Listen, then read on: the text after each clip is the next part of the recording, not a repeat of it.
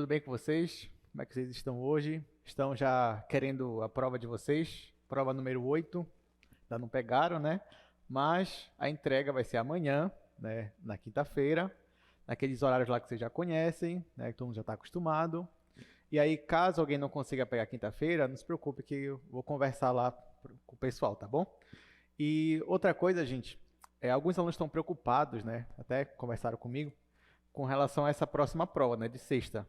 Eu vejo assim, porque assim, ou vai ser o assunto da semana passada ou dessa semana, né? Só que assim, o assunto dessa semana, nós vimos o quê? Coordenadas polares, né? E hoje, por exemplo, a gente vai ver aplicações.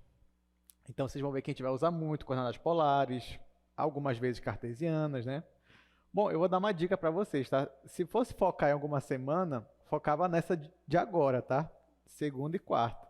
Por quê? Porque se você reparar, para você fazer o que a gente está fazendo agora, você precisa da semana passada. Então, se for para focar em alguma coisa, foque na aula de segunda e na aula de hoje, tá bom? Uma dica aí importante para vocês. Claro que uma vez ou outra você vai, quando você for estudar, você vai ver que você vai precisar do assunto da semana passada. Então, no final, vai dar meio que no mesmo. Mas, pelo menos, vocês não vão arriscar. Dizer assim, não vai cair polares. Então, vou estudar só essa parte aqui, aí quando vê, cai. Né? Então, vamos focar nessa semana, tá bom? Então, é isso, gente. Essa é a dica que eu dou para vocês. Sexta-feira, é a nossa prova número 9. Lembrando que o assunto já é de integrais. Bom, o que nós vamos ver hoje, né? Porque a gente já viu integração em retângulo, integração, isso integrais duplas, né? Integração em regiões gerais. A gente já viu agora integração em coordenadas polares. O que falta? Bom, hoje e na semana que vem, nós vamos ver principalmente aplicações de integrais duplas. Então, nosso curso está chegando ao fim. Então, nessa última parte, a gente vai ver aplicações de integrais duplas e depois, no finalzinho, a gente vai ver integrais triplas e mudança de coordenada também, integrais triplas, tá bom? Então, na aula de hoje e semana que vem, nós vamos ver aplicações. Hoje eu vou trazer para vocês duas aplicações. Isso é importante, né? Porque, enfim, a maioria daqui eu sei que é engenheiro, a maioria vai ser engenheiro, vai ser físico. Então, essa parte de aplicações é muito importante para vocês. Então, na aula de hoje, eu trouxe duas. Então, vamos ver aqui quais são essas duas, né? Então, a aula de hoje, número 25, né? O conteúdo aqui, número 25. Então, nós vamos ver aplicações integrais duplas. É um assunto que a gente vai acompanhar a gente aí ao longo das próximas aulas também. E hoje, em específico, nós vamos estudar densidade e massa e centro de massa. Então, vamos entender aqui. Vamos trazer aqui um probleminha. A gente vai resolver o probleminha e vocês vão ver que a gente vai usar integrais duplas. Então, primeiro, densidade e massa, né? Vamos lá. Suponha que uma lâmina, né? Você pode pensar numa chapa metálica aí, você pode pensar num... Enfim, algo que é praticamente, na prática, bidimensional. Então, suponha que uma lâmina ocupe uma região D do plano XY e que sua densidade, quando eu digo densidade de massa, tá? Então, é massa por unidade de área. Pode pensar em quilo por metro quadrado. Então, a sua densidade em cada ponto é dada por ρ de xy. Então, ρ é a função densidade. Então, vamos lá. Ρ é uma função contínua, tá, gente? Então, ó, nós temos essa situação aqui. Eu tenho uma lâmina, pode pensar metálica, uma lâmina de vidro, enfim, tem uma lâmina. Aqui, o formato dela é esse aqui, ó. E eu tenho a função densidade dessa lâmina. Só que essa função densidade é uma função pontual. Ou seja, você vai descobrir a densidade, mas para cada ponto xy. Então, nosso desafio aqui é descobrir qual é a massa total da minha lâmina. Então, para isso, obviamente, a gente vai usar aqui algum raciocínio do que a gente já está acostumado, né? Então, ó, vamos ver aqui. Vamos aqui para o quadro, depois a gente volta para o slide, que lá tem um resumo do que a gente está fazendo.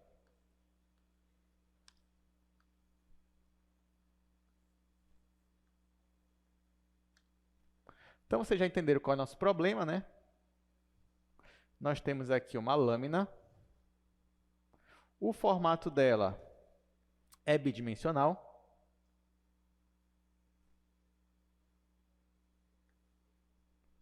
Então, olha só, nós temos aqui o plano XY, nós temos essa lâmina, o formato dela é dado por esta região aqui que eu estou chamando de região D.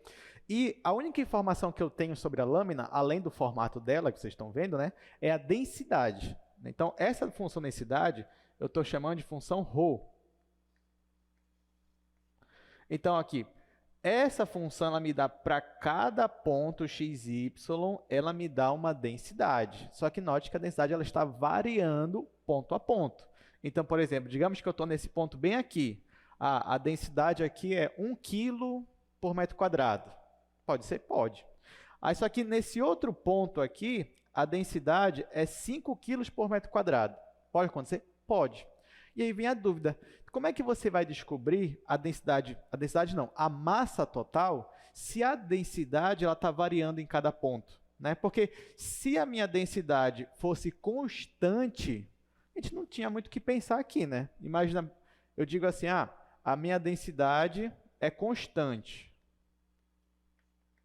Constante. Digamos que, exemplo, seja 5 quilos por metro quadrado. Se a minha densidade fosse constante, você saberia descobrir a massa dessa lâmina. O que você ia ter que fazer?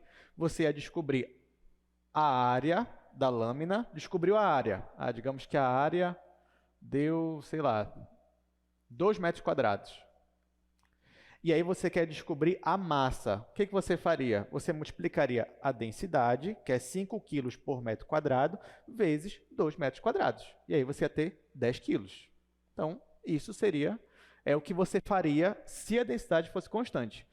Lá em cálculo 1, quando a gente vai estudar densidade, a gente vai estudar esse assunto, né? Normalmente a gente trabalha com densidade constante. Né? E aí você consegue usar as ferramentas do cálculo 1 para resolver uma situação dessa. Mas agora você está em cálculo 2. Né? Então, agora nós podemos avançar no conteúdo e pensar numa densidade variando em cada ponto. E aí, qual vai ser a nossa estratégia? Bom, como você já deve imaginar, né? Acho que se eu dissesse para você, chuta aí o que a gente vai fazer. Acho que você já sabe o que a gente vai fazer. Né? A gente vai pegar um retângulo, dividir em pedacinhos. Né? Então, vamos lá. Vou pegar aqui um retângulo que contenha, obviamente, a minha região D. Vou chamar esse meu retângulo aqui de região R e vou dividir o meu retângulo em subretângulos. Então, outra coisa que vocês já estão acostumados também é pegar isso aqui, e dividir em subretângulos. Aqui, de preferência, subretângulos iguais. Tá? Então, está aqui. Então, agora eu tenho subretângulos. Então, digamos que eu vou calcular agora a minha massa para cada subretângulo. É claro que, se eu tiver, por exemplo, esse subretângulo aqui, ele está fora da minha região. Né? Então, aqui eu já sei que a densidade é 0. Então, aqui eu já estou unindo as duas coisas. Né? Estou numa região geral. Se eu estiver na região D, a minha densidade obedece essa função. Mas, se eu estiver fora da minha região D, a minha densidade vai ser 0. Eu já estou estendendo a minha função. Beleza. Agora, imagina que eu escolho esse retângulo aqui e eu quero calcular a massa só para esse retângulo. Aí, o que você vai fazer? Eu vou escolher um pontinho desse subretângulo para ser o meu representante. Então, venho aqui, digamos que é o ponto bem aqui. Pronto, escolhi esse ponto. Esse ponto aqui vai ser o ponto que eu estou chamando de x e j asterisco, y e j asterisco. Né? IJ porque eu estou no meu subretângulo R de IJ. Aí, o que eu vou fazer, gente? Olha só, eu vou supor que nesse subretângulo aqui, a minha densidade é constante. Tá? Então, para esse subretângulo, eu vou considerar a minha densidade constante. Tá, mas constante igual a quanto? Igual a esse representante aqui. Então, nesse pontinho aqui, eu tenho uma densidade, que é a minha densidade que eu vou chamar, que a minha densidade é ρ, né, a função ρ. Se eu aplicar essa função nesse pontinho aqui, que é o meu representante, x e j estrela, y e j estrela, então eu vou ter um valor de densidade. 5 quilos, 7 quilos, 1 grama, enfim, vou ter um valor. Então, eu vou supor que para todo esse subretângulo, a minha densidade ela é constante, igual a esse valor aqui. Então, agora já resolveu muita coisa. Por quê? Porque se eu quero, então, saber a massa desse meu subretângulo aqui, o que eu vou fazer, gente? Eu vou pegar essa densidade, que eu estou supondo que é constante, e vou multiplicar pela área do meu subretângulo. Como nesse caso eu tenho realmente um retângulo, então a área vai ser base vezes altura. Como eu estou supondo que eu estou dividindo em subretângulos iguais, então vai ser ΔX vezes ΔY, que é o que a gente chama de ΔA. Então, a minha massa para esse subretângulo IJ vai ser a densidade, que eu estou supondo constante para um representante, vezes a área do meu retângulo, do meu subretângulo, que é ΔA. E aí, o que eu faço? Se eu quero saber a massa total, eu vou somar a massa de cada subretângulo. Vou fazer o meu somatório. Só que aí vocês vão me dizer, professor, mas a minha densidade ela não é constante. Ela está variando. Então, no máximo, o que eu vou obter é uma aproximação da minha massa. E realmente, vocês estão certos. Então, quando eu fizer, mesmo que eu faça o somatório, ou seja, se eu somar a massa de todos os subretângulos, que é ρ, x e j estrela, y e j estrela vezes ΔA, mesmo que eu some tudo, eu não vou obter a área em si, eu vou obter uma aproximação para a minha área. Área não, né? Para a minha massa. Então, no final, eu vou ter uma aproximação para a minha massa. Mas não tem problema, porque vocês sabem que quanto maior for meu número de subretângulos, ou seja, quanto mais eu dividir de maneira mais fina, quanto mais elementos eu tiver na minha partição, quanto mais eu dividir isso daqui, mais próximo eu vou ficar do meu valor real. E você já sabe o que vai acontecer. O que está faltando aqui para eu ter realmente o valor da massa? Eu aplicar o meu limite. Então, quando eu faço esse somatório para o limite de m e n tendendo para infinito, e claro, eu estou supondo que isso vai convergir, eu obtenho exatamente o valor que eu quero, que é o valor da minha massa. Tá? Então, isso aqui, ó, a minha massa ela vai ser igual a estes somatórios aqui, mas quando mn, ou seja, quando estou calculando no limite, mn tendendo para infinito. E aqui eu só vou repetir as informações que já estão aqui em cima. E aqui o meu ρ, x e j, y e j, ΔA. Bom, mas você já sabe que, por definição, esse limite aqui, ele é o quê? É essa integral dupla. Então, no final, se eu quero calcular a massa, que é igual a esse limite, por definição, esse limite é a integral dupla na minha região D. E qual é a função que vai aparecer aqui? A função densidade. Então, densidade, função densidade, vezes não, né? dA. Então, resumindo, se você tem uma região aqui, uma lâmina, que o formato dela é essa região D, e você tem a densidade em cada ponto, e você quer descobrir a massa da sua lâmina, o que você faz é calcular esta integral dupla aqui. Você calcula a integral dupla da função densidade. Entenderam, gente? Tranquilo, né? Esse assunto é tranquilo porque você já sabe integral. Como você já sabe, eu nem precisava estar aqui com vocês. Eu podia só dizer assim, olha, digamos, deduz para mim uma fórmula para calcular a massa de uma lâmina. Aí você ia conseguir fazer isso daqui. Tá? Você ia, pronto, cheguei. A integral dupla da densidade. Então, pronto. Presta atenção que essa é a primeira aplicação das integrais duplas, porque até então, a única aplicação que a gente tinha era calcular volume. A única aplicação.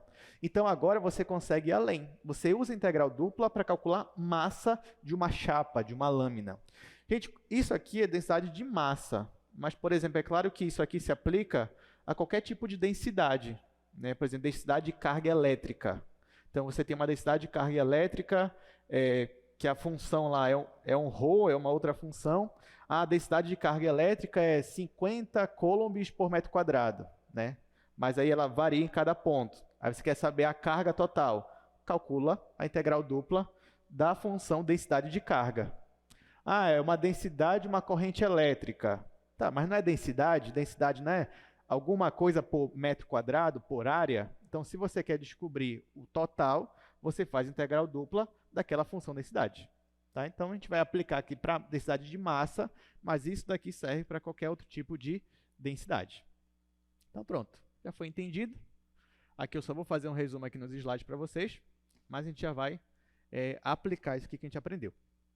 Então, pronto. Então, olha só. Voltando aqui para o slide, nós tínhamos esta nossa lâmina aí, com esse formato, e o que a gente fez foi dividir essa lâmina, né, em subretângulos. Ou seja, peguei aqui os subretângulos, dividi em subretângulos, escolhi um pontinho para ser meu representante, e aí você já sabe que aumentando o número de subretângulos, a gente obtém a massa total. Quem é a massa total? É o valor limite das aproximações, ou seja, é esse limite aqui, que é justamente a nossa integral dupla.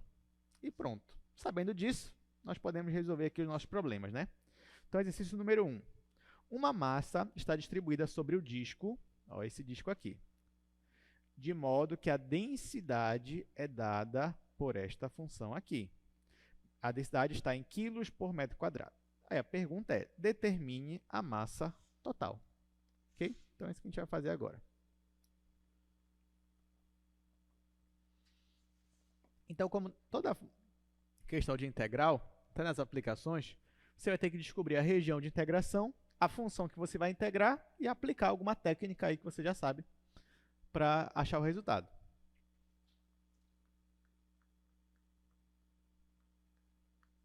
Exercício 1, a função densidade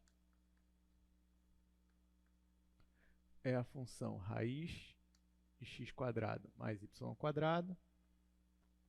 Só que a minha chapa, né, minha lâmina, o formato dela é conforme essa região aqui.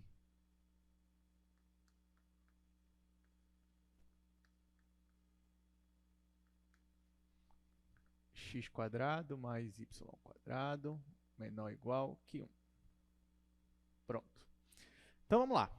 Então, ó, você tem uma lâmina, o formato dela é dado pelo disco de centro na origem e raio 1, e você quer descobrir a massa total dessa lâmina, sendo que, obviamente, a densidade dela vai se comportar conforme essa função.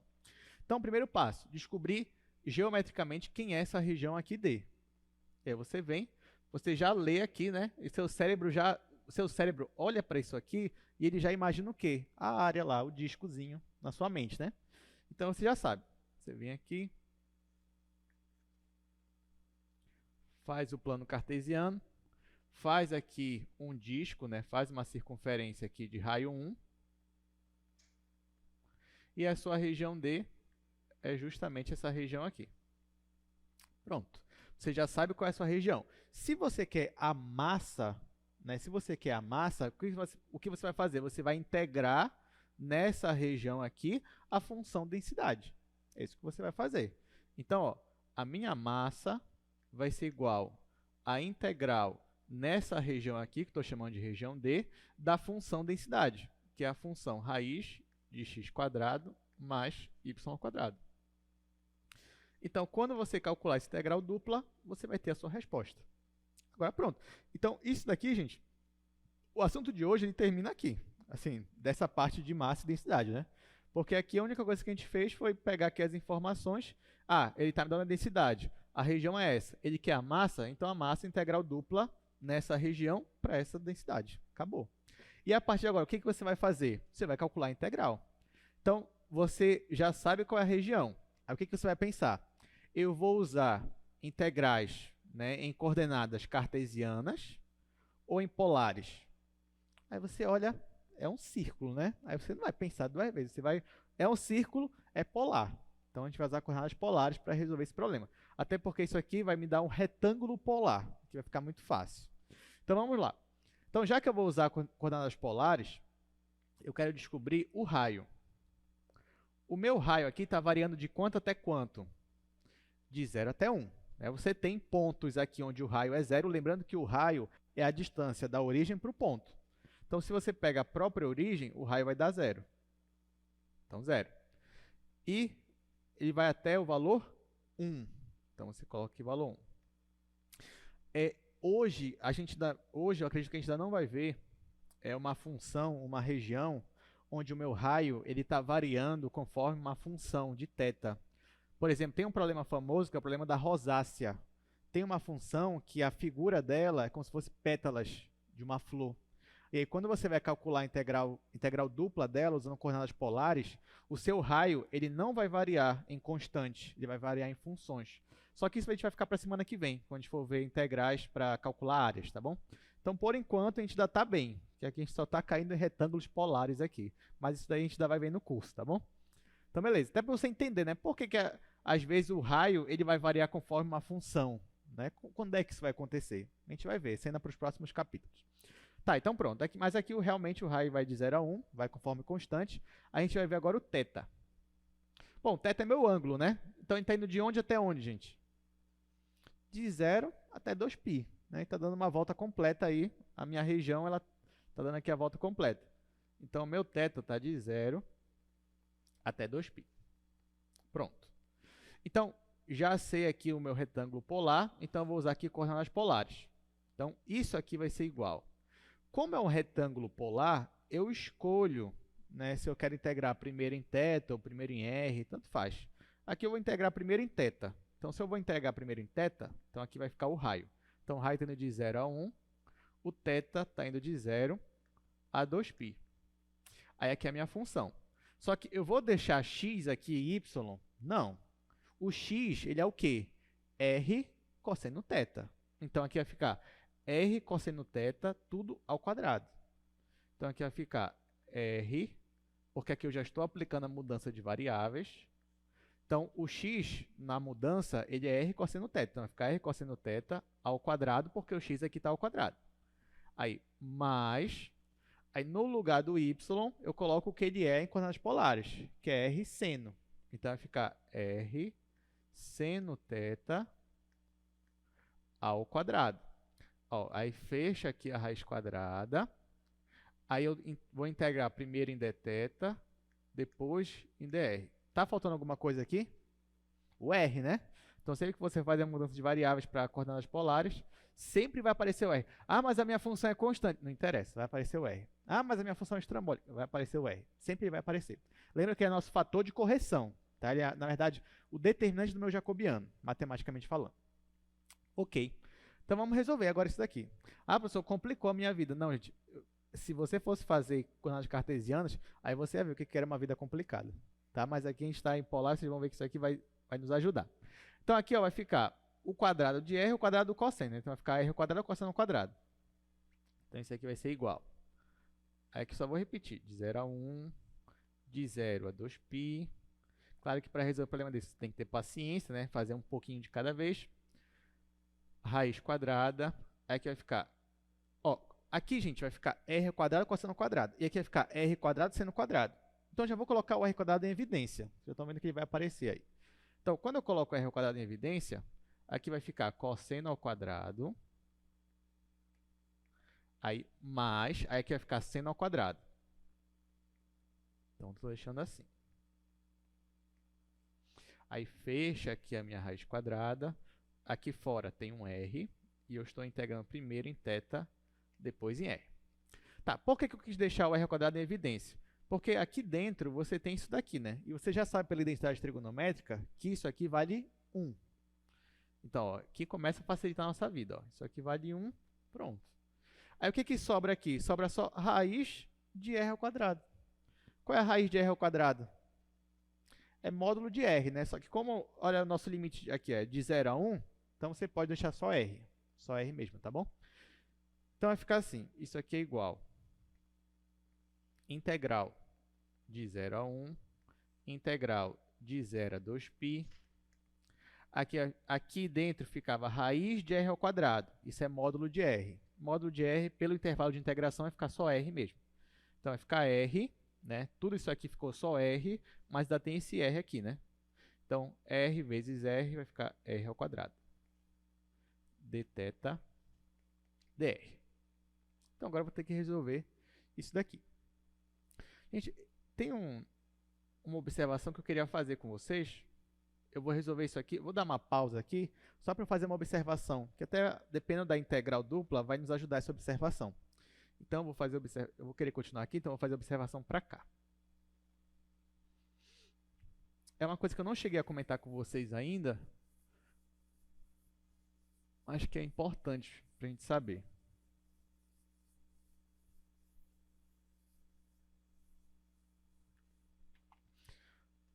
Vou colocar assim, observação. Olha só, muitas vezes, quando você vai calcular uma integral dupla, a sua função que você está integrando, sua função f de x, y, ela pode ser escrita assim, ó, como g de x, h de y. Ou seja, o que eu estou querendo dizer é que muitas vezes a sua função f de x, y nada mais é do que uma função que só depende de x vezes uma função que só depende de y. Por exemplo, olha esse exemplo aqui, você tem f de x, y é igual a x² vezes y. Ó, aqui claramente você percebe. Você pode escrever a função f como sendo uma função que só depende de x vezes uma função que só depende de y.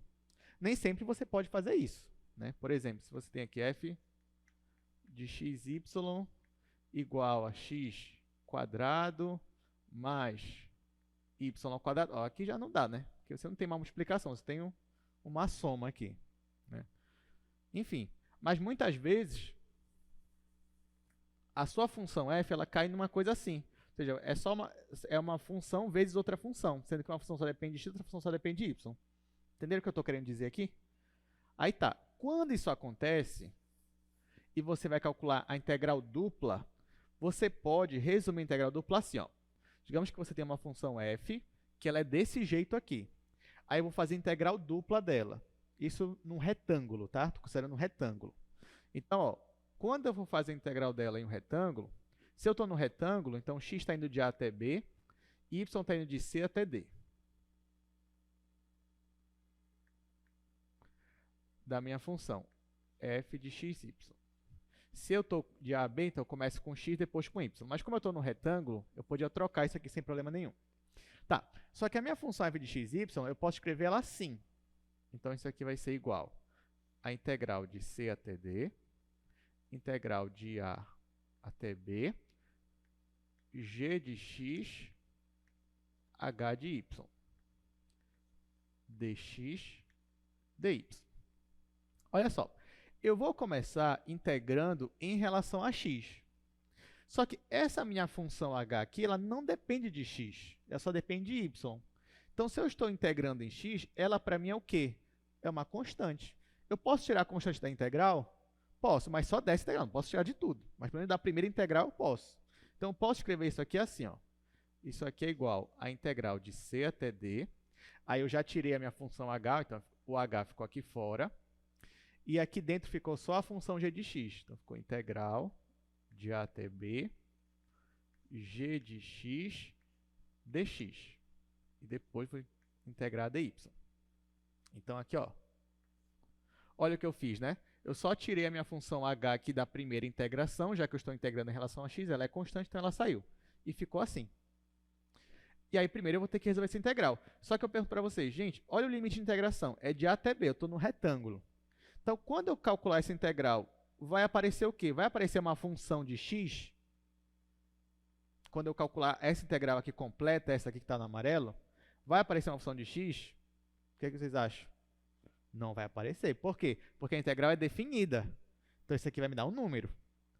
Se a integral não, se fosse assim, por exemplo, de 0 a x², aí aparecer uma coisa que depende de x, mas é de a até b. Então, isso aqui vai me dar um número, tá? Já que isso aqui vai me dar um número, então eu posso afirmar que o que está dentro do parênteses é uma constante? Posso. Então, posso tirar essa constante dessa outra integral aqui? Posso. Então, ó, tirando a constante da integral, vai ficar, isso aqui vai ficar aqui fora, e vai ficar integral de a até b, g de x dx, vezes integral de c até d, h de y dy. Tá? Então, aqui, ó, chegou no resultado final. Então, se eu percebo que a minha função é desse tipo, quando eu for integrar a função, eu posso fazer só a integral aqui da função que só depende de x em relação a x e multiplicar pela integral que só depende de y em relação a y.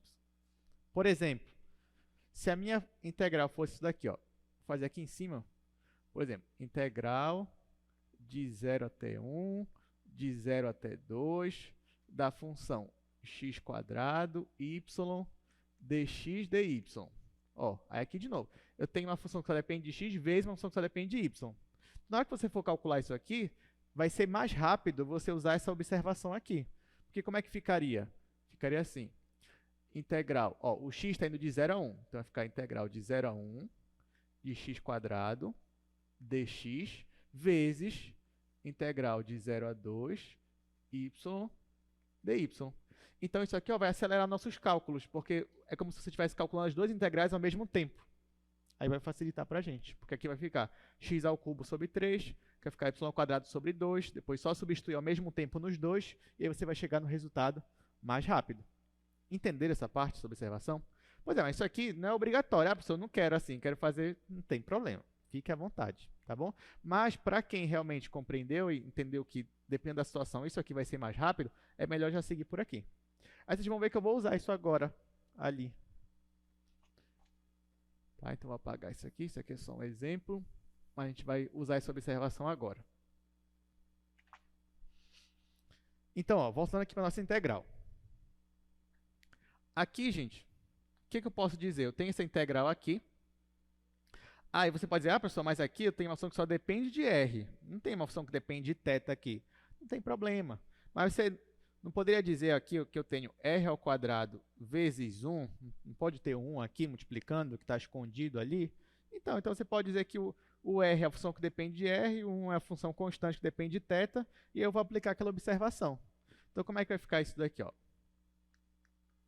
Então, essa integral vai ficar integral de 0 a 1 r² dr, e ao mesmo tempo eu vou integrar a integral de 0 a 2π, 1. Mas não precisa colocar 1, vou colocar dθ.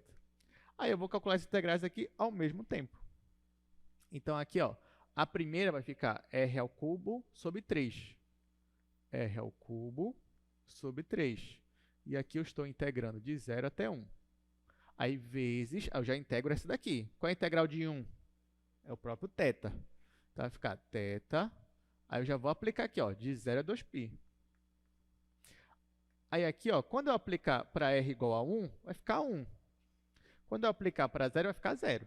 Então vai ficar só 1³ sobre 3. 1³ sobre 3 é 1/3. Vezes, agora aqui o θ, eu vou colocar 2π para ele, e depois eu vou colocar 0, mas 0 é 0, então vai ficar só 2π. 2π. E aí no final, ó, eu vou ter 2/3 de π. Esse é o meu resultado. Lembrando que eu estou falando do quê? De massa, né? Então vamos colocar aqui quilo, né? Já que a gente falou que é quilo por metro quadrado.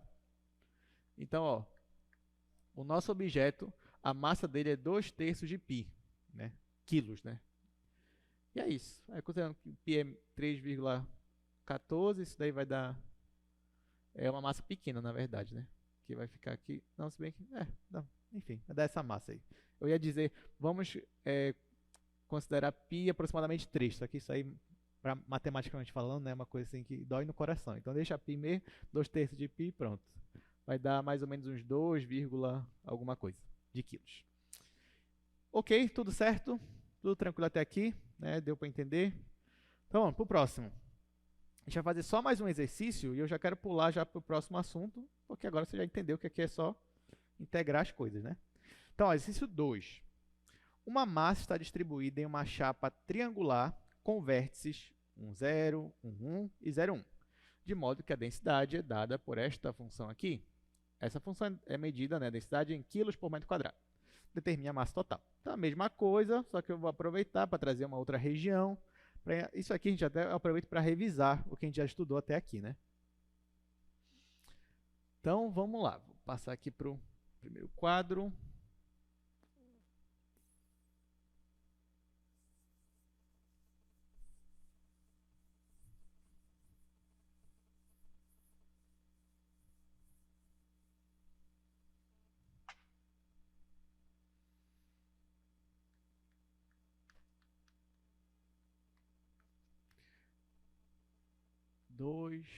A densidade é a função xy, A chapa é triangular, ele só me dá os vértices do triângulo, que é 1, 0, 1, 1 e 0, 1. É interessante, né, como tem várias formas do problema, né, nos dizer como é a região. Então pronto, aqui as informações a gente vai fazer. Então, primeiro passo, como sempre, é você visualizar como é a sua região de integração. Então, eu já me disse, é um triângulo, os vértices do triângulo são isso daqui. Então, eu venho aqui no plano cartesiano e marco aqui meus pontos. Ó. Então, por exemplo, vou marcar o ponto 1 em x, 0 em y. Digamos que 1 é bem aqui. Então, já que é 1 em x, 0 em y, então eu tenho esse ponto aqui. Próximo ponto, 1 em 1. Então, é 1 em x, 1 em y. Então, digamos que é esse pontinho bem aqui. Está aqui. Esse aqui é o ponto 1, tá? 1, 1. E, por último, o ponto 0, 1. Então, 0 em x, 1 em y. Então, eu tenho este pontinho aqui. Esses são os vértices. Então, se eu quero meu triângulo, só unir os vértices agora, né?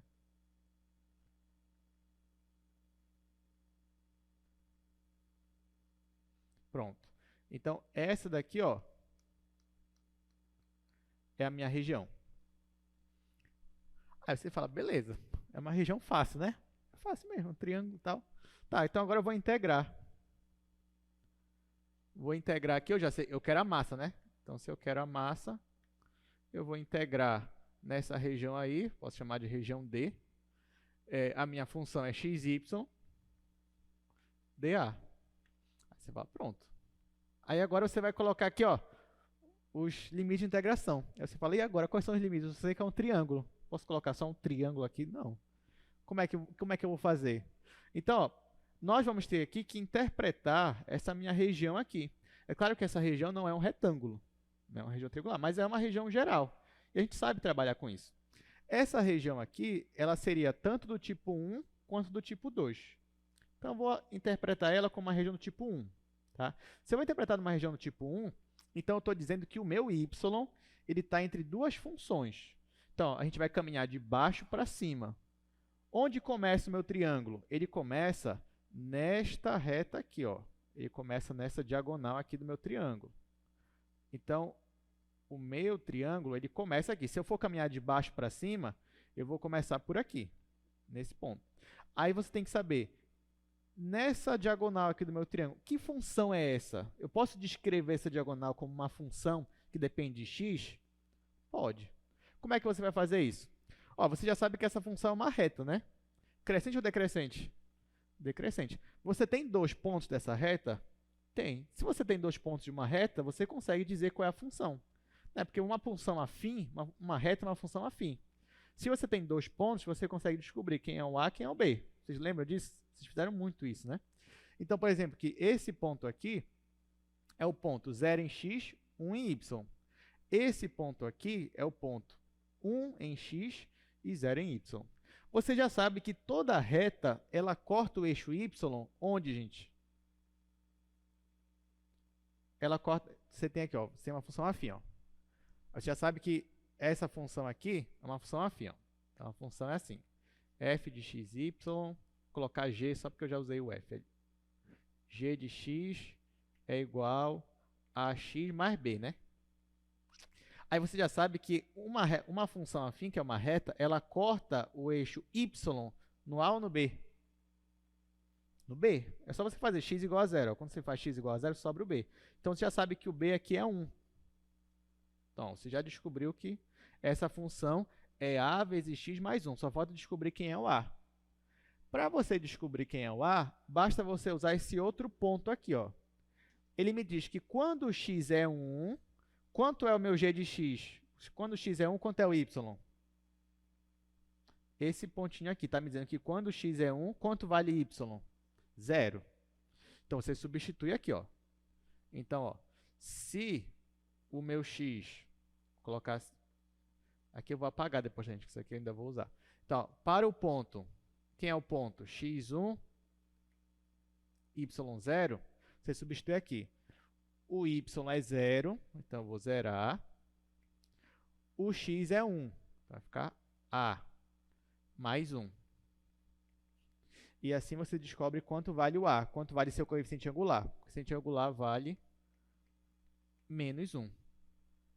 Então, quem é essa função aqui? É a função menos x mais 1.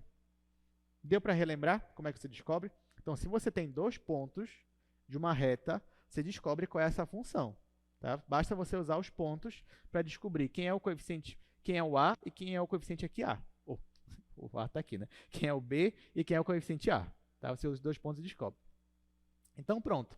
Então, eu acabei de descobrir que esta função aqui, que é essa reta, ela se comporta como a função, já que o a é menos 1, então ela é a função menos x mais 1. Tá? Então, estou caminhando de baixo para cima.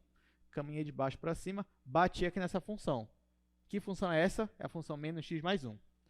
Continuei caminhando aqui verticalmente até que eu vou bater nessa função aqui. Só que essa função é uma reta horizontal. Então, que função é essa? É a função constante.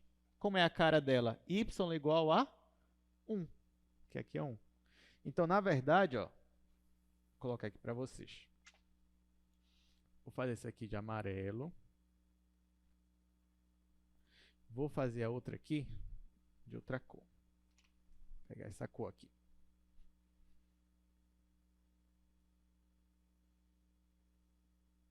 Então, ó, quem é a minha função amarelinha? É a função y igual a menos x mais 1. E quem é essa outra função aqui rosa? É a minha função y igual a 1. Então, na hora que você for aplicar na integral, lembrando, ó, já que eu escolhi isso aqui como uma região do tipo 1, como é que vai ficar a minha integral? Vai ficar assim, ó. Aqui é em x, ainda vou dizer quem é os limites.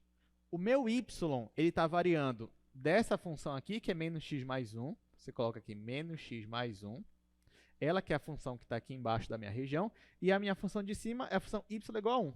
Então, vai ficar de menos x mais 1 até 1.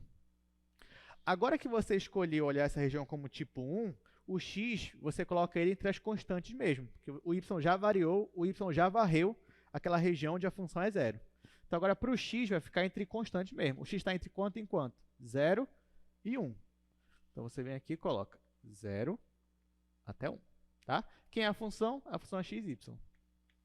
Como é do tipo 1, você obrigatoriamente começa integrando em y e depois você vai integrar em x.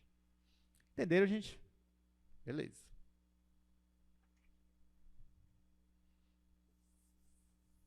Aqui, gente, toma cuidado, tá?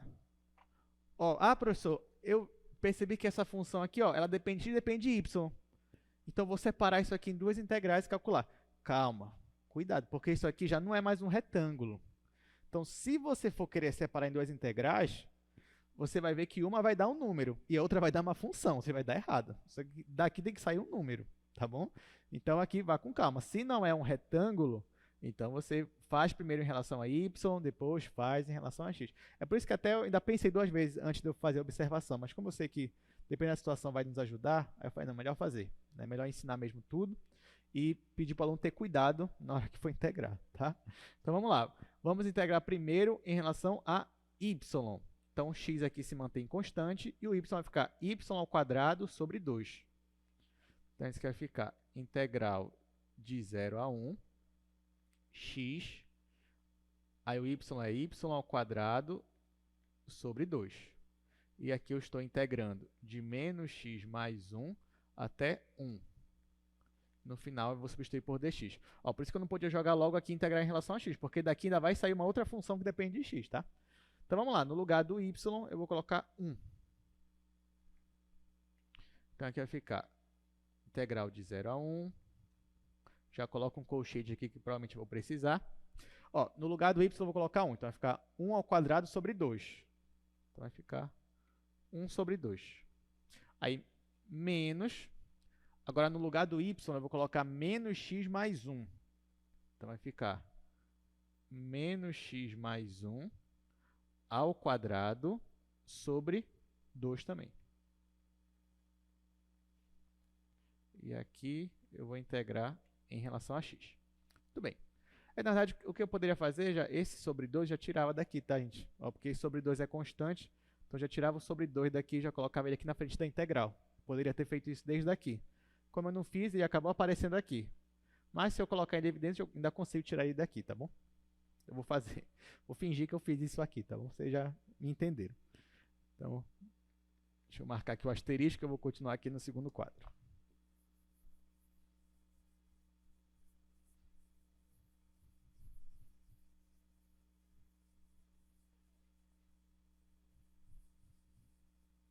Vou apagar logo aqui também.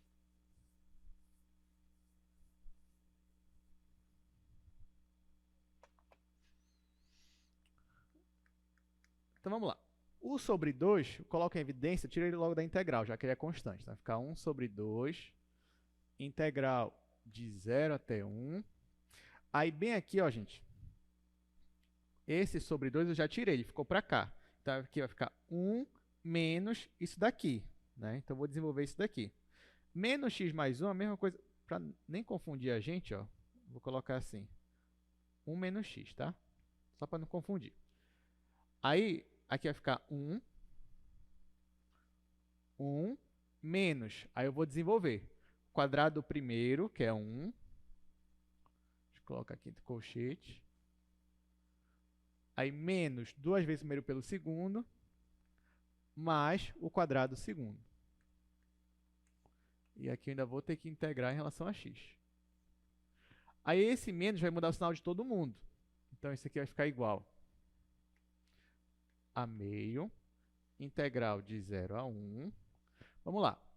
Aqui vai ficar 1 menos 1 mais 2x menos x quadrado dx. Aí aqui já ajuda a gente, ó, que elimina esse com esse. Então, eu vou ter só 2x menos x quadrado. E eu vou integrar isso aqui em relação a x. Então, isso aqui vai ficar igual a meio. A integral de 2x é x quadrado, né? X quadrado sobre 2 vai ficar x quadrado. Menos a integral desse, x ao cubo sobre 3. E aqui, ó, falta integrar de 0 até 1. Vou substituir x por 1, vai ficar 1 menos 1 terço. Vou substituir x por 0, mas vai ficar 0. Então, isso aqui vai ficar igual meio vezes 1 menos 1 terço. 1 menos 1 terço, se você tirar em vai ficar 2 terços. Então, no final, vai ficar meio vezes 2 terços,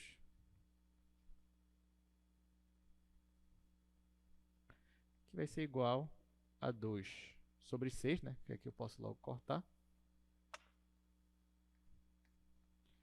Isso aqui vai dar 1 terço. Correto? Isso em quilo, porque a gente está falando de massa. E pronto, acabamos. Aqui, gente, eu sempre resolvo isso antes para tentar colocar na cabeça as soluções, né? Aí na hora, para ver se na hora eu talvez tenha errado alguma coisa. Mas eu não lembro se dava essa resposta mesmo. Mas enfim, é importante que você entendeu o caminho, como é que faz. Caso eu tenha errado alguma coisa. Onde foi que eu errei? Cadê? Onde o x?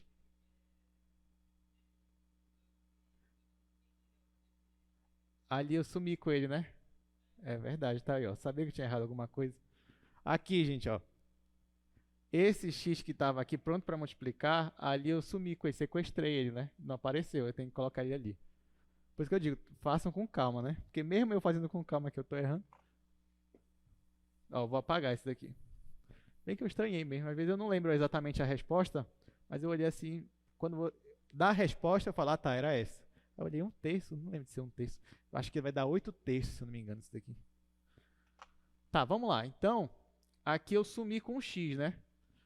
Tá, deixa eu colocar ele para cá, só para não ter que apagar tudo. Vou colocar o x bem aqui, ó. X dx, beleza. Aqui eu já sei que 1 vai cortar com esse 1, então isso aqui vai ficar meio integral de 0 a 1.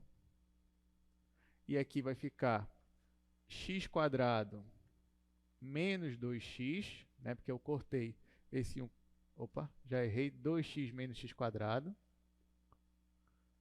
2x menos x quadrado. Aí faltou multiplicar com esse x aqui. Então vamos lá. Vou multiplicar com x aqui. Aqui vai ficar meio integral de 0 a 1. Aí aqui x vezes 2x vai ficar 2x², menos x vezes x², x ao cubo. Agora sim, eu vou integrar. Então, isso aqui vai ficar igual a meio.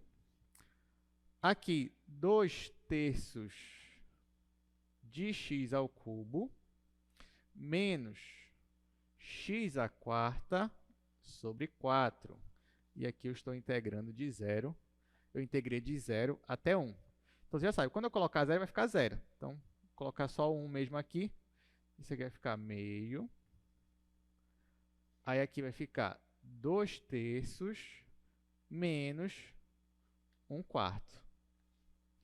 Aqui eu vou tirar MMC. Do 3 e do 4 é 12. Então, isso aqui vai ficar... Acho que vai dar... Não. Acho que vai dar 5/24 isso daí. 1 sobre 2. Já que MMC é 12, vou colocar 12 aqui. Vamos lá. 12 dividido para 3 é 4. 4 vezes 2 é 8. Coloco 8 aqui. Menos 12 dividido para 4 é 3. 3 vezes 1 é 3. Então, aqui vai dar 5.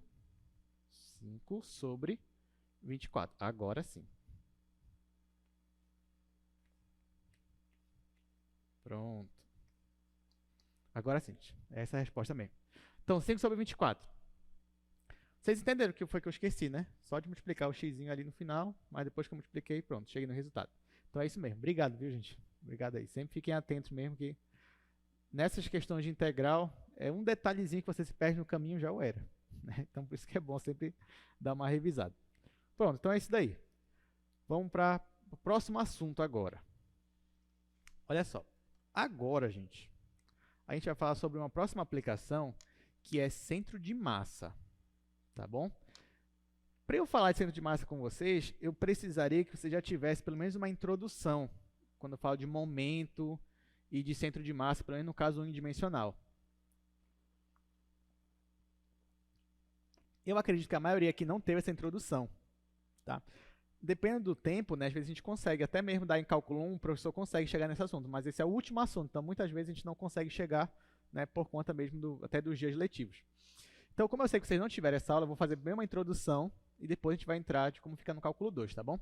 Então, eu vou falar primeiro de momento de centro de massa para o caso unidimensional, depois eu vou falar para o cálculo 2. Aí depois a gente vem aqui, volta aqui para o slide. Então, vamos lá. Quero falar aqui sobre centro de massa. Vou trazer aqui um probleminha aqui para a gente.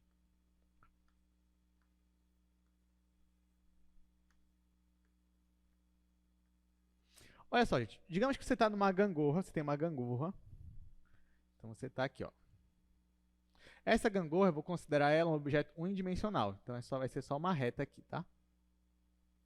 Nessa gangorra, digamos que tem duas crianças. E aí, para facilitar, de novo, eu vou considerar cada criança como uma partícula, algo ali também pontual.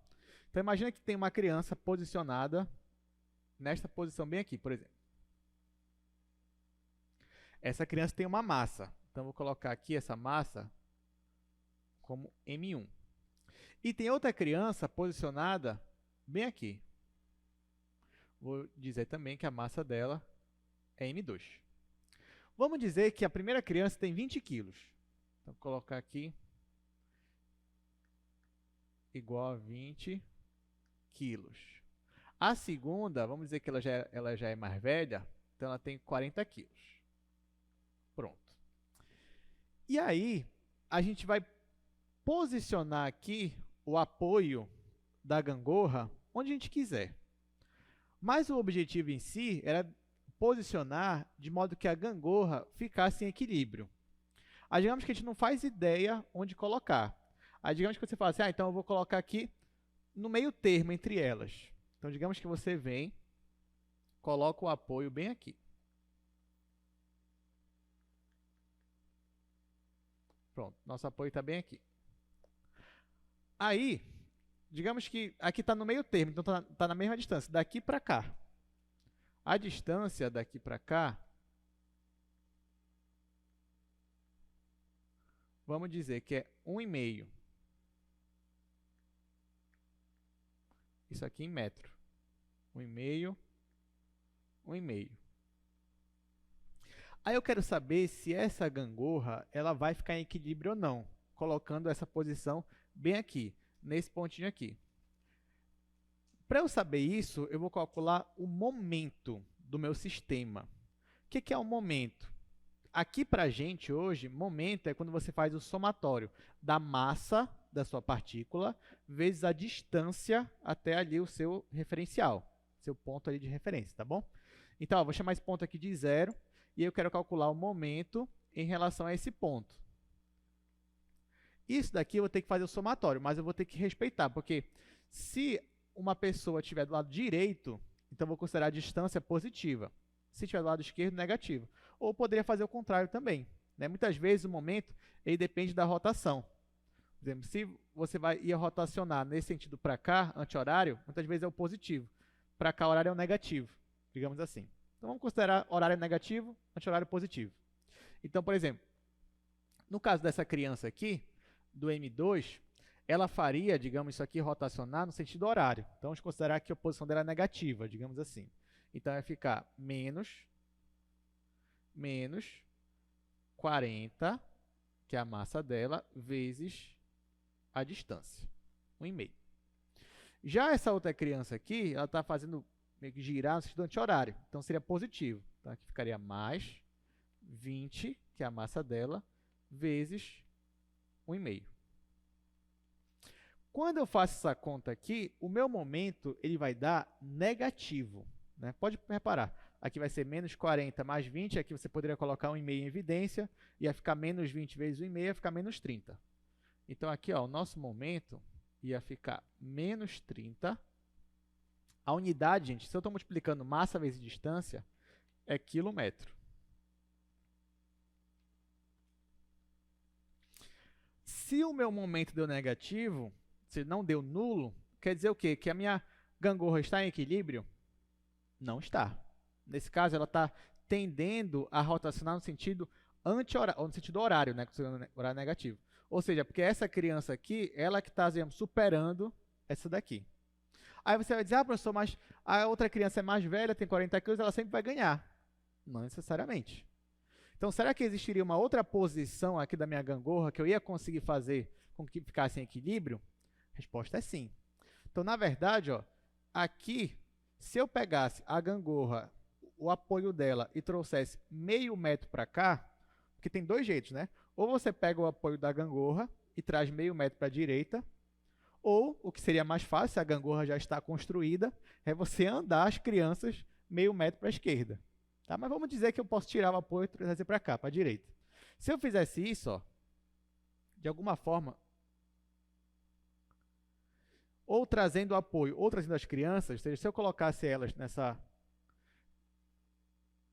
nessa outra configuração aqui, ou seja, andasse meio metro cada uma,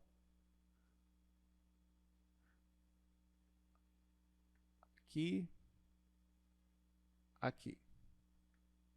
Então, digamos que agora, ó, daqui para cá, se eu andei meio metro, então essa daqui se distanciou mais, ficou a 2 metros.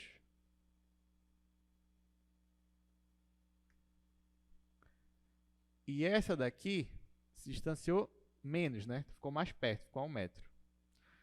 Quando eu fosse calcular o meu novo momento, ia ficar assim, ó, momento, ia ser, agora ia ficar menos 40 vezes 1, mais 20 vezes 2.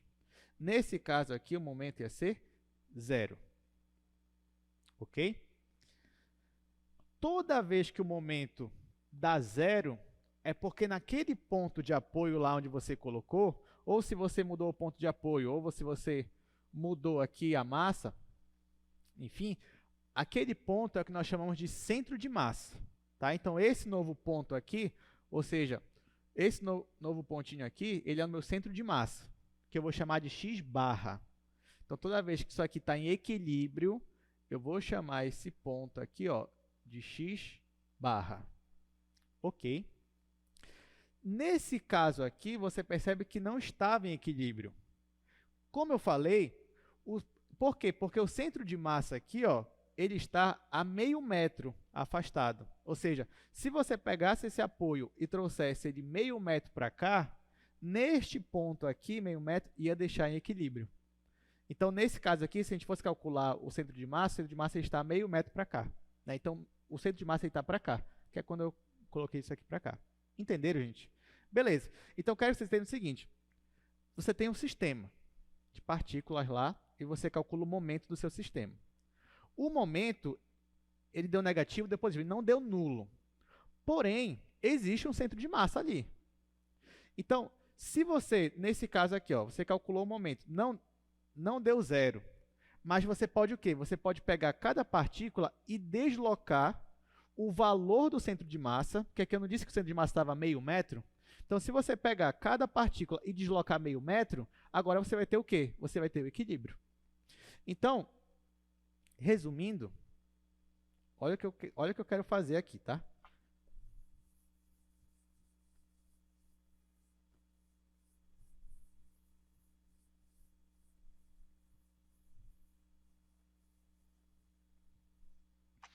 Olha o que eu quero fazer. Você já sabe que para eu calcular o momento de um sistema, na verdade, eu tenho que fazer um somatório, respeitando os sinais, né? Nesse somatório, eu vou pegar a massa de cada partícula e multiplicar pela distância de cada partícula. E aqui eu respeito o meu sinal. Aí, digamos que você calculou aqui o momento, não deu zero. Quer dizer que não tem centro de massa? Tem centro de massa. Mas é que aqui é como se o seu apoio ele não tivesse exatamente centro de massa, mas você pode trazer o seu apoio para o centro de massa. Isso seria equivalente a você deslocar todas as partículas a uma distância do centro de massa, que é uma distância x barra. Se você desloca a posição de todas as partículas, o seu novo momento vai ser isso aqui, ó, vai ser o novo somatório. A massa não mudou, obviamente, de cada partícula, então vai ficar mi, mas a posição mudou. Eu desloquei todo mundo conforme o x barra. Então, aqui ficou, para cada posição, ficou xi menos x barra. Quando eu faço isso, o meu novo momento agora é zero, porque eu desloquei todo mundo como se tivesse trocado o apoio ali para o meu centro de massa. Então, isso daqui agora vai dar zero. Então, ó, eu vou trabalhar com isso daqui.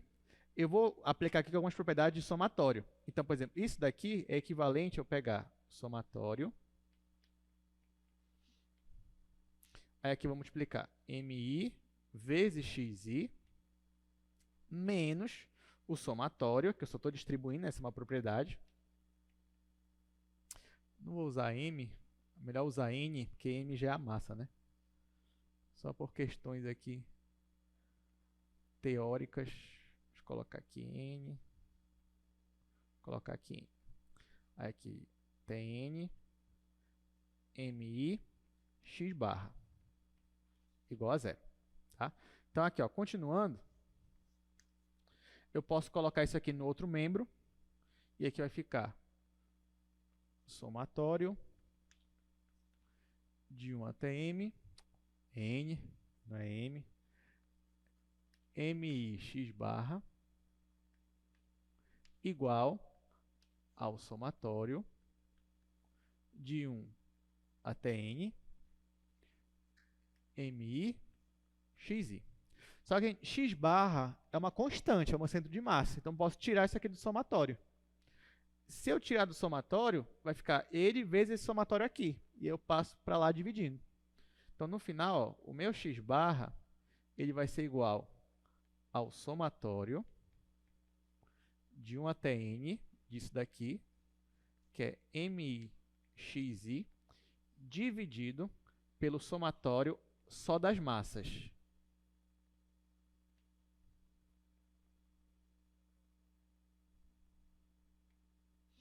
Ou seja, se você quer achar o centro de massa de um sistema, considerando um sistema unidimensional, basta você fazer o somatório das massas vezes a posição, só que isso aqui, na verdade, é o que? É o momento que eu estou calculando. Basta você calcular o momento do seu sistema e dividir pela massa do sistema, pela massa total, que é você somar a massa de todas as partículas. Então, até para ficar mais enxuto, eu digo que x barra é igual ao momento do meu sistema dividido pela massa do meu sistema.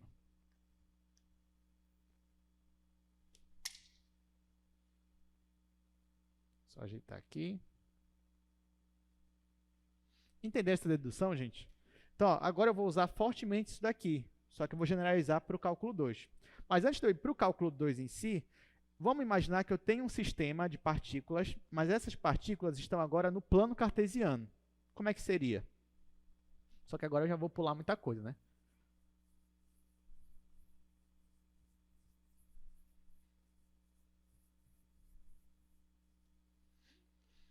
Olha só, segundo caso agora.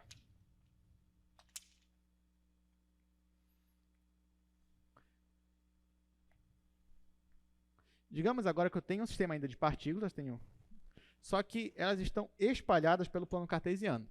Então, digamos, eu tenho uma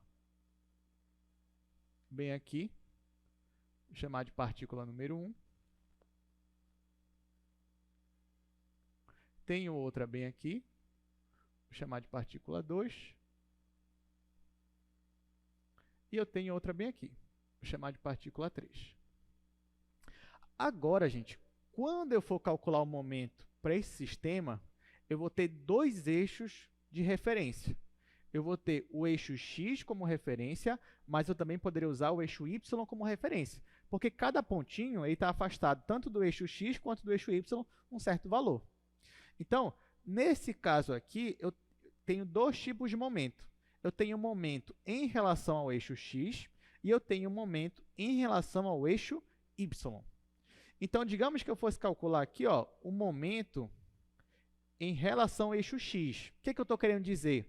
Que eu vou pegar o somatório, que eu vou fazer o somatório das massas, vou pegar o somatório das massas de cada partícula vezes a distância. Mas a distância do quê? Da partícula até o eixo x.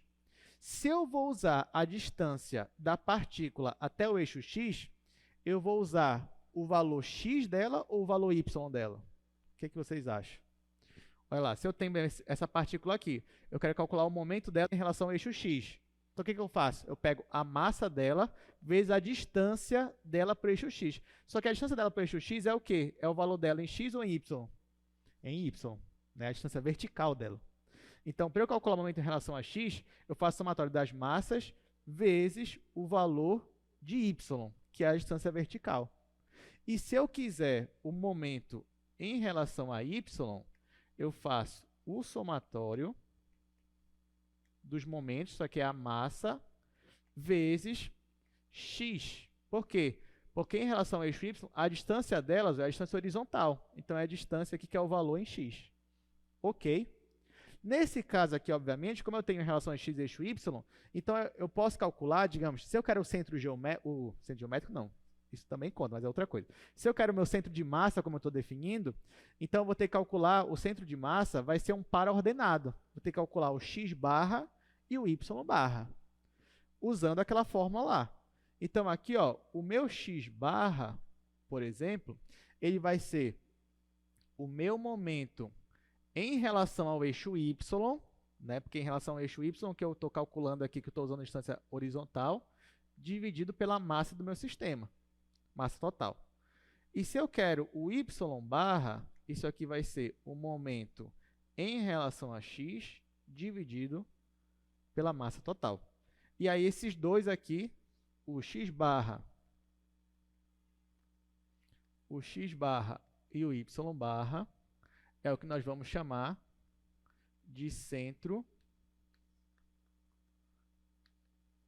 de massa. Ok? Então, se você quer achar o centro de massa de um sistema aqui que tem N partículas espalhadas pelo plano, então você calcula aqui essas fórmulas e no final x barra y barra vai ser o centro de massa, ali onde está, digamos, o equilíbrio, onde você acha o equilíbrio de alguma forma, tá bom? Só que tudo isso que eu falei para vocês é de cálculo 1. Olha que legal. Então, na verdade, isso aqui é uma aula de cálculo 1, na verdade. Aqui no Projeto Newton a gente tem essa aula. Inclusive, você pode até procurar no YouTube, né, Projeto Newton, cálculo 1, você coloca assim, momento, centro de massa, centroide, acho que você vai achar essa aula aqui. Então, beleza. Então, tá aqui, essa aula do cálculo 1. Agora a gente vai para o cálculo 2. Né? Como é no cálculo 2? Bom, que passo a gente avança agora? Bom, Vocês já perceberam? Ó, a gente já estava no plano cartesiano, só que o meu sistema é sistema de partículas. Tá, mas se eu tiver agora ao invés de partículas, por exemplo, se eu tiver uma chapa, de novo, se eu tiver uma lâmina, né, se eu tiver algo assim, e aí eu tenho a densidade em cada ponto, que nem a gente estava fazendo agora. Tem como eu achar o momento? Tem como eu achar o meu centro de massa? Tem. Então é isso que a gente vai fazer. Então, vamos apagar aqui. Vamos sair do cálculo 1.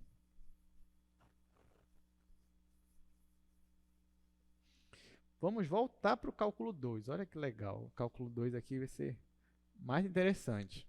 Então, digamos agora que você tem uma lâmina, né? Então, de novo, você tem algo assim com esse domínio. A única informação que a gente tem aqui, além do formato, é a densidade. De novo, você tem a densidade para essa lâmina aí. Então, você tem de novo aqui ρ para cada ponto xy, isso te dá a densidade naquele pontinho ali. Ok.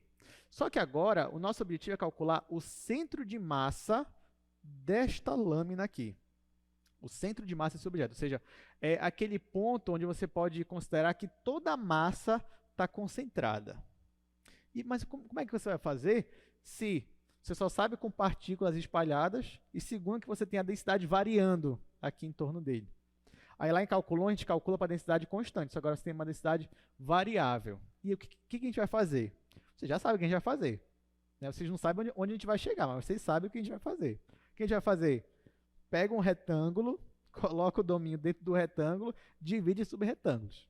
Então, venho aqui, ó, pego aqui um retângulo que contenha a minha região D, ok? Divido em subretângulos. Então, venho aqui, ó, faço uma divisão em subretângulos.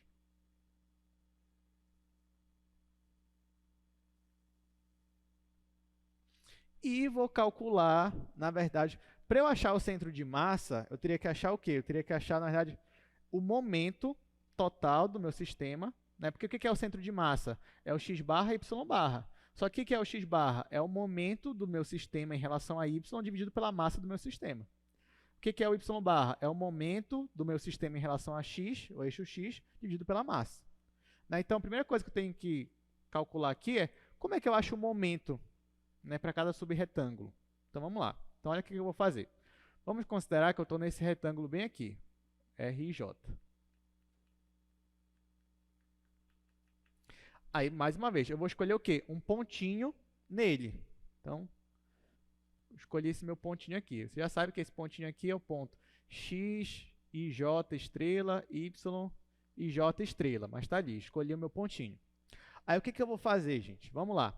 Para eu calcular o momento, vamos dizer que eu quero calcular o momento em relação a x. Eu quero calcular o momento em relação a x, mas para o meu retângulo IJ. O que eu faço? O que é momento? Não é justamente a massa vezes a distância do meu objeto para o eixo x? Não é isso que eu tenho que fazer? Beleza. Como é que eu calculo massa mesmo do subretângulo? Eu considero que a densidade nesse ponto é uma densidade constante, né? E multiplico densidade vezes a área do meu subretângulo. Então, eu pego, ó, o que é momento? É massa vezes distância. Como é que eu acho a massa do subretângulo? Eu já sei que a gente fez ainda agorinha. A massa do meu subretângulo é ρ, desse meu ponto aí, que é meu representante, vezes a minha área, que é ΔA. Isso daqui é só para eu achar a massa do meu subretângulo. Isso aqui, ó, é a massa. Mas momento é massa vezes distância. Então, eu tenho que calcular a distância desse meu subretângulo para o eixo x. Aí, que ponto eu vou usar para calcular a distância? O ponto que eu escolhi como meu representante. Então, eu vou ter que pegar a distância desse ponto aí, desse ponto até o eixo x. Essa distância do meu ponto que eu represento até o eixo x é o quê? É o x e j estrela ou y e j estrela? É o y e j estrela. Então, eu vou ter que pegar esse valor aqui, que é a massa, e vou ter que multiplicar com y de J estrela. E aqui eu consigo calcular o momento para esse meu retângulo aqui. Se eu quero o momento do meu sistema, já sabe o que eu vou fazer, né? Fazer o somatório, vou fazer o meu limite tendendo ao infinito. No final, o meu momento em relação a x vai ser a integral dupla nessa minha região D desta função aqui. Quem é essa função? É a densidade vezes y. Tá? Então, aqui vai a única diferença é que vai aparecer y vezes a densidade. Entenderam, gente? Tá? Então, se eu quero calcular o momento do meu sistema em relação ao eixo x, vai ser integral dupla de y vezes a minha densidade. E se eu quero calcular o momento em relação a y, né? O momento em relação a isso, você já deve esperar que vai ser integral dupla nessa região de x vezes a minha densidade. Agora vai aparecer o x, tá? E está faltando alguma coisa, né? E como é que eu calculo o centro de massa? Centro de massa, já sabe, é o momento do sistema dividido pela massa do sistema. Aí agora vem o negócio vai ficar bacana agora. Por isso que cálculo 2 é interessante, né?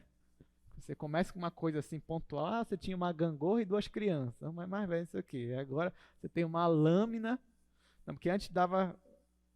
Ó, vou até deixar aqui, só para a gente comparar. Beleza, então, no final de tudo, né? Como é que você calcula o centro de massa?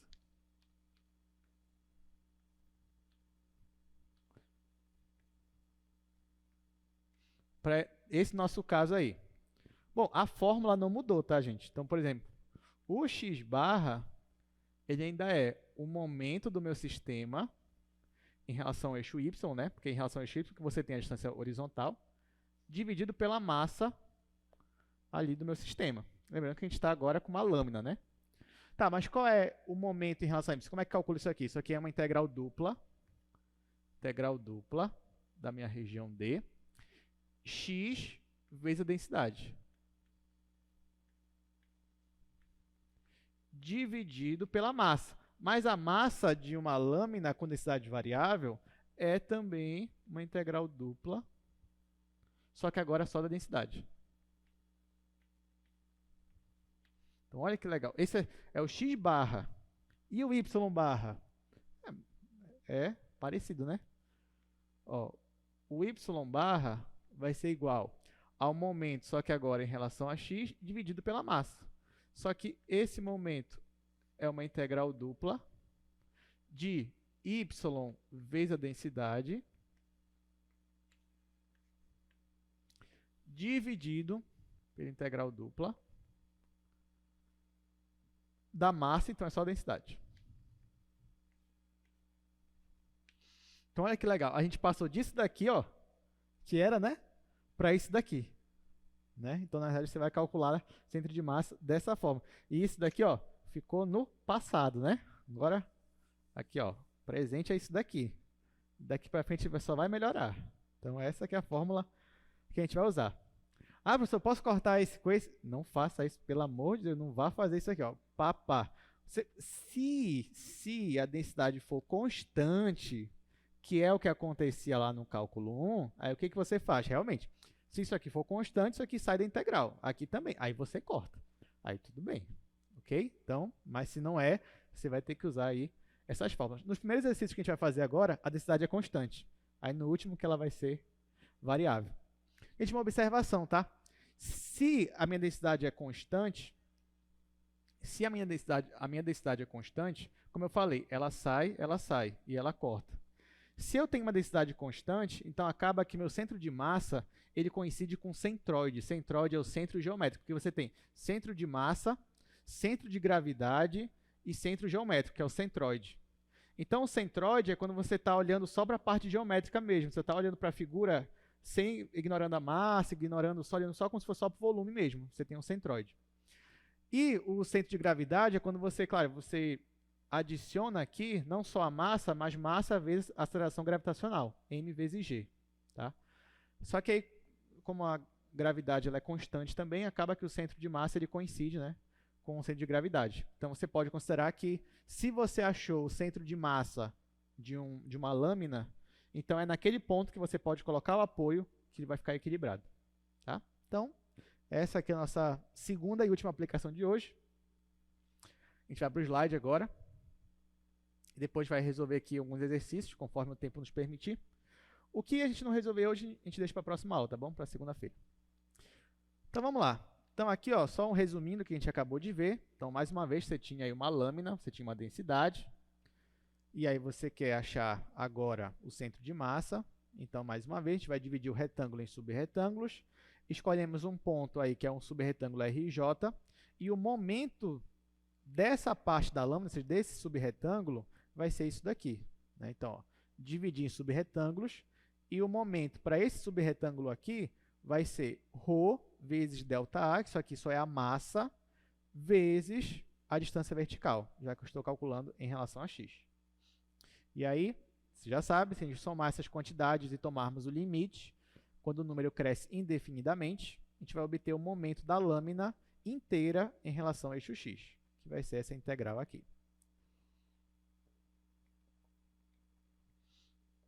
Da mesma forma, o momento em relação ao eixo y vai ser essa outra integral dupla. E agora você já tem as condições para calcular o centro de massa. As coordenadas x barra e y barra do centro de massa de uma lâmina, ocupando uma região D, e tendo essa função densidade, isso aqui a gente está considerando contínua, né? É justamente essas fórmulas aqui que eu já coloquei no quadro para vocês. Só não vão se confundir, tá, gente? O x barra é o momento em relação ao eixo y, que é, na verdade, multiplicar o x aqui. Então, aqui, ó, você está em x barra, aí você usa o momento em relação a y, mas o momento em relação a y é multiplicando o x mesmo aqui na densidade. Tá? Então, só não se confundam aí na hora da prova. Então, vamos lá. Como eu falei, né, o x barra e y barra, como a aceleração gravitacional é constante, acaba que ele é também nosso centro de gravidade. Então, onde ali está concentrada ali a sua massa, o seu peso, enfim. Vamos lá, exercício número 1. Determine o centro de massa de uma lâmina retangular com densidade constante. Ah, professor, agora sim eu vou considerar constante, é? Não, mas tem um aqui que é densidade variável, não se preocupe. Então, vamos lá, primeiro esse daí. Centro de massa de uma lâmina retangular com densidade constante. Então, vou utilizar aqui o segundo quadro.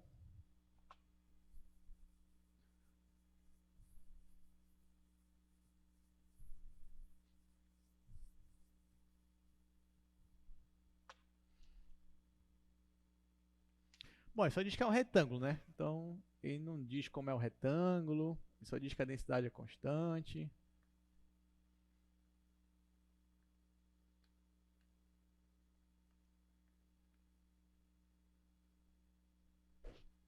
Então tá, vamos lá.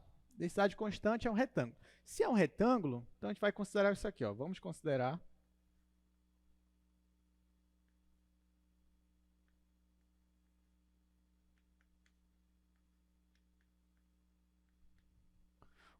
a nossa região R, já que ela é um retângulo, então vai ser os pontos x, y,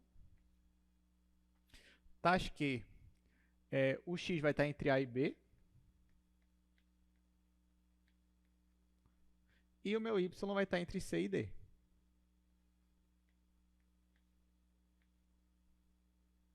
Bom, geometricamente falando, né? Considera aqui um retângulo.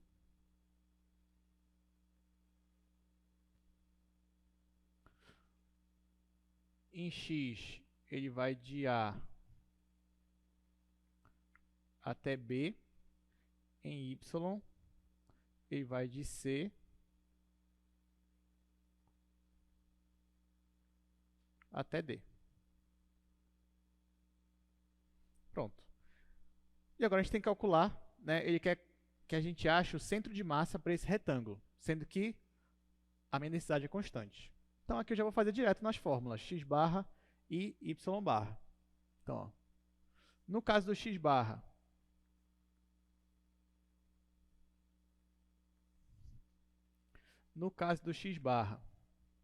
você vai ter que vai ser o momento em relação a y, que é integral dupla.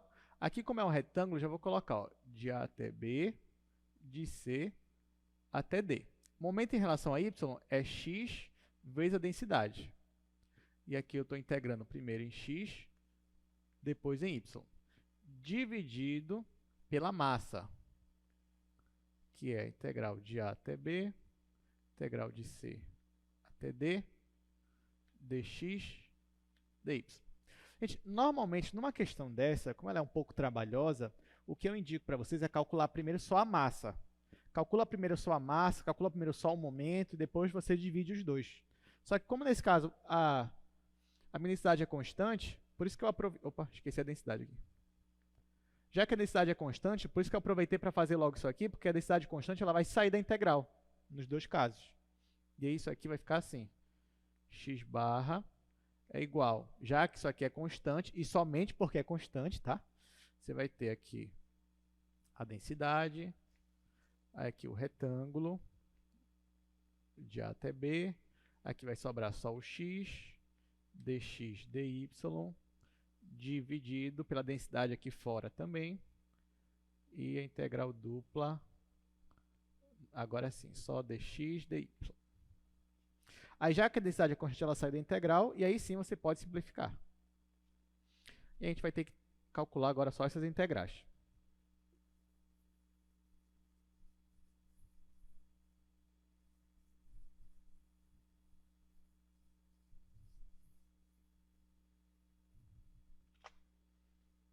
Vou colocar aqui um asterisco.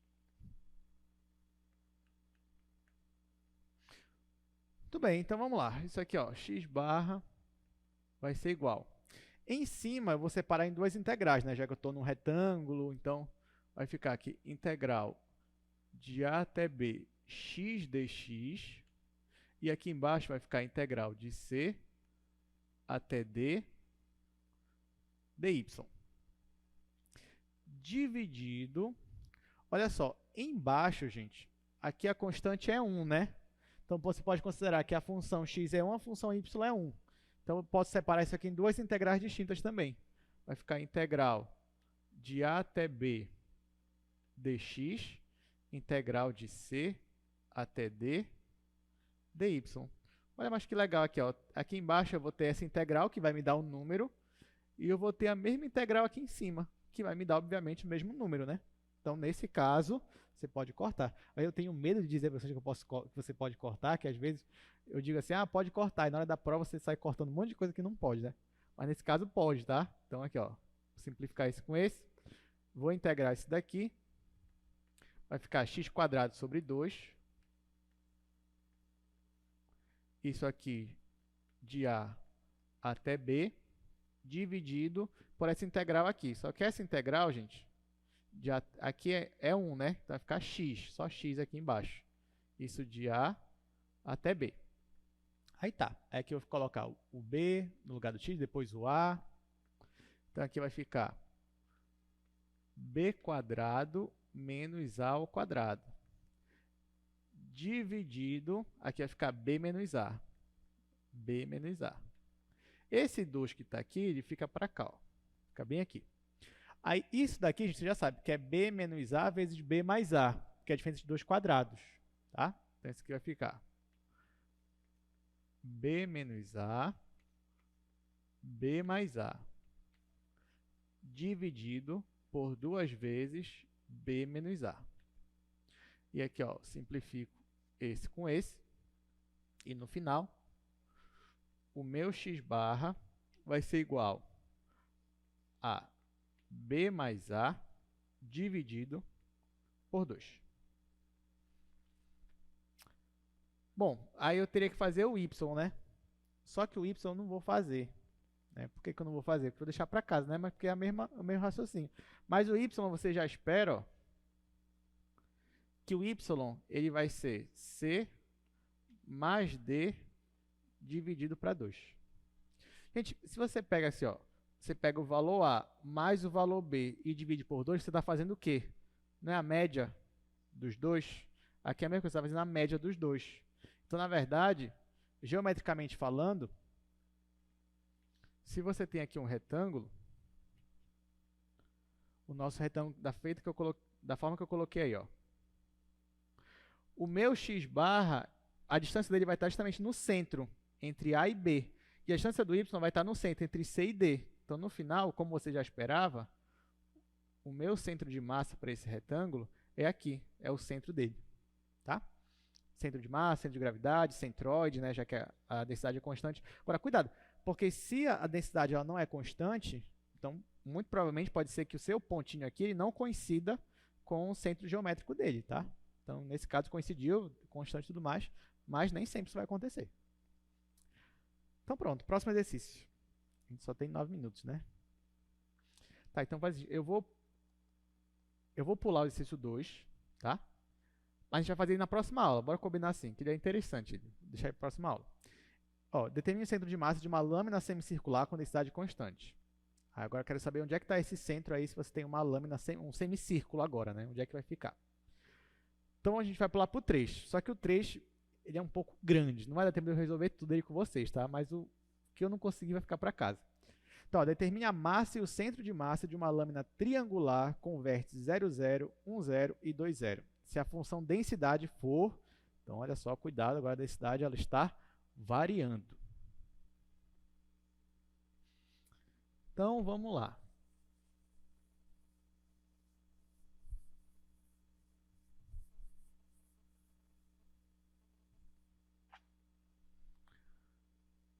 Então, aqui, vou colocar só as informações.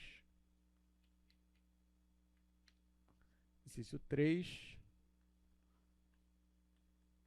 A minha densidade é essa. É 1 mais 3x mais y. Aí, de novo, a minha região é um triângulo. Vértice na origem.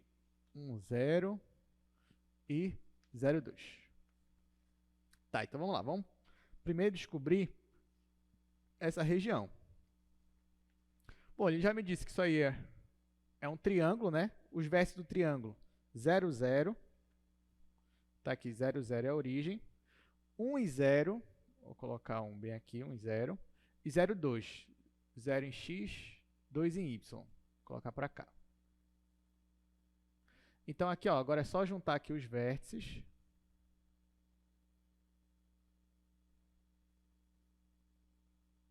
E agora eu tenho esse triângulo aqui, tá? Tudo bem. Então, você já percebe que você tem uma região do tipo 1, e aí você vai ter que descobrir, você vai ter que integrar isso daí. Como eu falei, gente, o primeiro passo que eu vou fazer aqui, numa questão dessa, já que ele quer o centro de massa, eu vou fazer por partes. Então, eu vou calcular primeiro a massa, né? Porque depois eu vou dividir momento sobre a massa, né? Então, ó, vou calcular a massa. A massa vai ser uma integral dupla da minha função densidade, que é 1 mais 3x mais y. Só que a minha região ela não é um retângulo, ela é uma região mais geral. Então, de novo, ó, eu vou colocar isso aqui como uma região do tipo 1, eu vou fazer o y caminhar ó, de baixo para cima. Ele começa aqui, aqui eu tenho y igual a 0, né? Então, o meu y ele vai de 0 e ele vai caminhando até chegar nessa função aqui. Agora, a pergunta é, que função é essa? Lembrando que aqui é 2 e aqui é 1. Bom, primeiro que lembra que o 2, né, onde a reta corta o eixo y, é o b da função afim. Tá? Então, ó, você tem y é igual a ax mais b, só que o b você já sabe que é 2. E agora falta descobrir quanto vale o a. Mas você sabe que quando o x é 1, o y é 0. Então, se o x é 1 e o y é 0, vai ficar 0 igual a mais 2. Então, o a é menos 2. Tá? Então, na verdade, essa função aí é y igual a menos 2x mais 2. Pode ver, ó, se o x é 0, o y dá 2. E se o x é 1, o y é 0. Tá?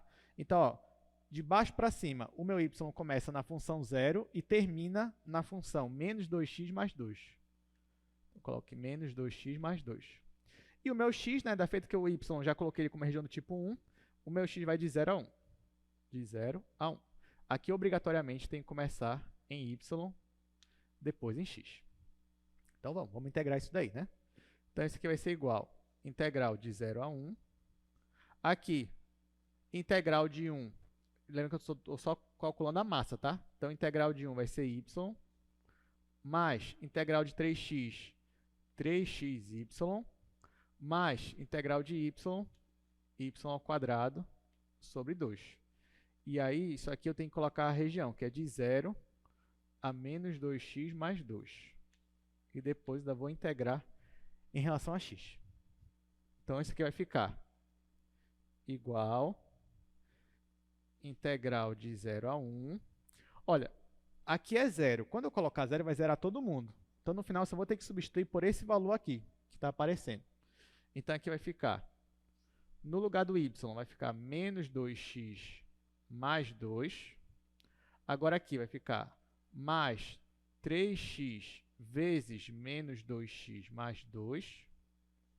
Mais, quando eu for calcular y ao quadrado, gente, olha só. Aqui eu posso colocar o 2 em evidência. Então, vai ficar 2 ao quadrado. E aqui sobrou 1 menos x. Dividido para 2. Né? Eu fiz isso para poder cortar aqui. Dx. Aqui eu coloco o asterisco. Vamos fazer aqui no outro quadro.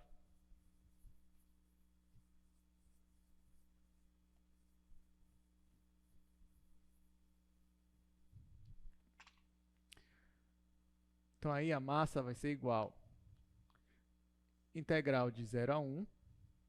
Aí aqui, ó, eu já vou simplificar. Simplificar esse aqui com esse aqui. Vai ficar só 2 vezes isso daqui. E aí vai ficar menos 2x mais 2.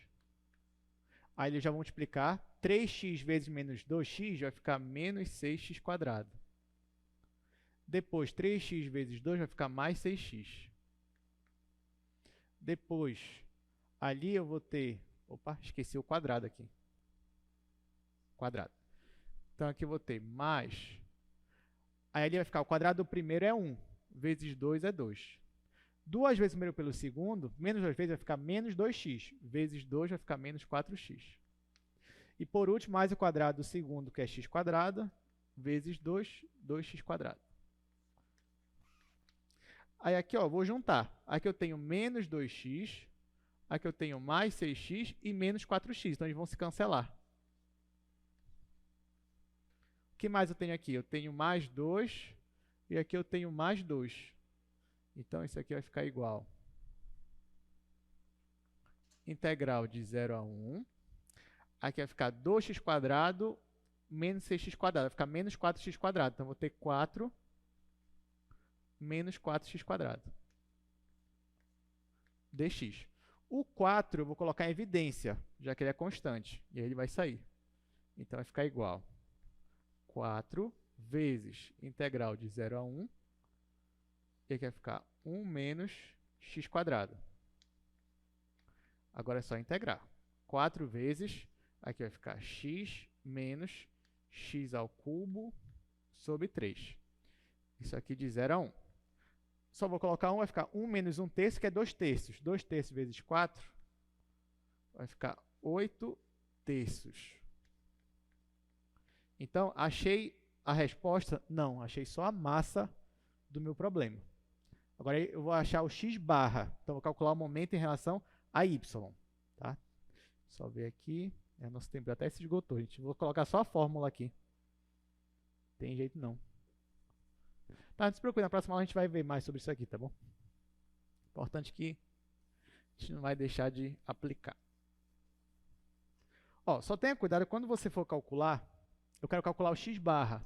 Então, eu tenho que calcular o momento em relação ao eixo y. Isso daqui vai ficar igual a integral. A região você já sabe qual é. Então, vai ficar de 0 a menos 2x mais 2. Aqui de 0 a 1. A função densidade é a mesma, que é 1 mais, acho que é 3x mais y. A única diferença é que agora vai aparecer aqui um x multiplicando.